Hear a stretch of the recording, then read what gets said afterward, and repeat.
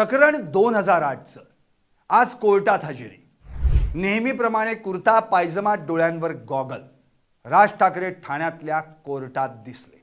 प्रकरण काय तर रेल्वे भरतीला बसलेल्या भैयांना चोप आणि त्यानंतर सुरू झालेलं कायदेशीर प्रकरण केसेस या सगळ्याची सुनावणी आज ठाणे कोर्टात पार पडली। ठाणे कोर्टातला हा युक्तिवाद पाहण्यासारखा आहे। कोर्टानं आणि सरकारी वकिलानं राज ठाकरेंना नेमके काय सवाल केले आणि त्याला राज ठाकरेंनी नेमकी कशी उत्तरं दिली पाहूयात या व्हिडिओतून। नमस्कार, मी संदीप आणि तुम्ही पाहताय LS मराठी। सन 2008 मधील बहुचर्चित ऑल इंडिया रेल्वे भरती बोर्डाच्या परीक्षा गोंधळ आणि उत्तर भारतीय उमेदवारांना झालेल्या मारहाण प्रकरणी मनसे प्रमुख राज ठाकरे यांच्यासह सर्व आरोपी ठाणे मुख्य न्यायदंडाधिकारी न्यायालयात हजर झाले। या सुनावणी दरम्यान न्यायालयानं राज ठाकरे आणि इतर 5 आरोपींवर असलेले आरोप प्रत्यक्ष वाचून दाखवले। न्यायमूर्तींनी विचारलेल्या धारदार प्रश्नांना उत्तर देताना माझा या गुन्ह्याशी काहीही संबंध नाही, घटना घडली तेव्हा मी नाशिकला होतो, ही संपूर्ण केस राजकीय दबावातून केलेली खोटी केस आहे असा स्पष्ट आणि आक्रमक पवित्रा मनसे प्रमुखांनी न्यायालयात घेतला।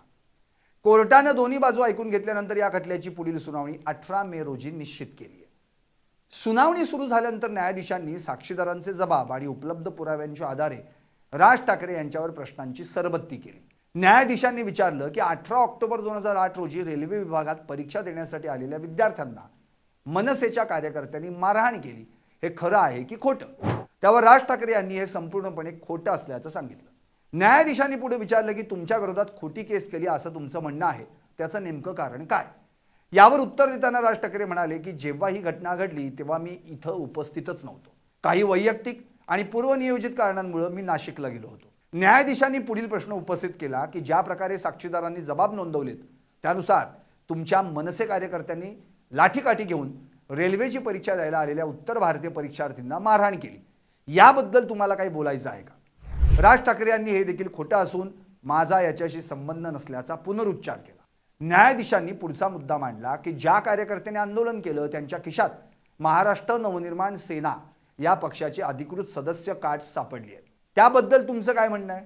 राज ठाकरे यांनी यावरही आमच्या विरोधात हेतुपुरस्सर खोटी केस दाखल करण्यात आल्याचं सांगितलं। न्यायाधीशांनी भाषणाचा संदर्भ देत विचारलं की तुम्ही जे चिथावणीखोर भाषण केलं त्यामुळेच हा सगळा हिंसाचार घडला असा साक्षीदारांच्या जबाबात उल्लेख आहे।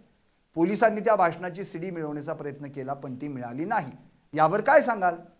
राज ठाकरे यांनी हे पूर्णपणे खोटं असल्याचं सांगत मी पुन्हा सांगतो की मी इथं नव्हतोच, मी मुंबई बाहेर होतो असं स्पष्ट केलं। शेवटी न्यायाधीशांनी तुम्हाला या केसबद्दल आणखी काही विशेष बोलायचं आहे का असं विचारलं असता राज ठाकरे यांनी सांगितलं की या केसला आता तब्बल 20 वर्षे पूर्ण होत आली आहेत। मी सुरुवातीपासून सांगतोय की त्या विशिष्ट दिवशी मी इथं नव्हतो, मी नाशिक मुक्कामी होतो। राज ठाकरे यांच्यासोबत कोर्टात हजर असलेल्या उर्वरित 5 आरोपींनीही आपल्यावरील सर्व आरोप फेटाळून लावले। आरोपींच्या वतीनं न्यायालयात सांगण्यात आलं की ज्यावेळी ही घटना घडली त्यानंतरच्या तत्कालीन राज्य सरकारनं केवळ राजकीय सूडबुद्धीनं आणि मनसे वाढू नये म्हणून पोलिसांवर दबाव आणला, त्या दबावापोटीच ही संपूर्ण केस आणि दोषारोपपत्र तयार करण्यात आलं। त्यामुळे हा खटला पूर्णपणे राजकीय हेतूनं प्रेरित आहे। हे संपूर्ण प्रकरण ऑक्टोबर 2008 मधील आहे, ज्यानं महाराष्ट्राच्या राजकारणाला एक मोठी कलाटणी दिली। 2008 मध्ये रेल्वे प्रशासनाकडून केंद्रीय स्तरावर मोठी नोकर भरती प्रक्रिया राबवली जात होती। मनसेचा असा आरोप होता की महाराष्ट्रातील रेल्वेच्या जागांवर स्थानिक मराठी तरुण तरुणींना डावलून उत्तर प्रदेश आणि बिहारमधील मोठ्या प्रमाणावर उमेदवारांना बोलावलं जात आहे। स्थानिक भूमिपुत्रांच्या रोजगाराचा हक्क हिरावला जात असल्याचा मुद्दा उपस्थित करत मनसेनं या भरतीला तीव्र विरोध दर्शवला होता। त्यानंतर 19 ऑक्टोबर 2008 रोजी कल्याण आणि मुंबईतील विविध परीक्षा केंद्रांवर रेल्वे भरती बोर्डाची परीक्षा सुरू असताना परीक्षा देण्यास आलेल्या परप्रांतीय उमेदवारांना मनसे कार्यकर्त्यांनी लक्ष्य केलं। कल्याण रेल्वे स्थानकावर कार्यकर्त्यांनी घोषणाबाजी करत उत्तर भारतीय परीक्षार्थींना परीक्षा केंद्राबाहेर काढलं आणि लाठ्या काठ्यांनी मारहाण केली। या आंदोलनादरम्यान रेल्वे स्थानकाचं आणि सार्वजनिक मालमत्तेचं मोठ्या प्रमाणावर नुकसान झालं। या घटनेनंतर कल्याण रेल्वे पोलीस आणि डोंबिवली पोलिसांनी राज ठाकरे यांच्यासह अनेक कार्यकर्त्यांवर दंगल घडवणे, बेकायदा जमाव जमवणे आणि शासकीय कामात अडथळा आणल्याप्रकरणी गुन्हे दाखल केले।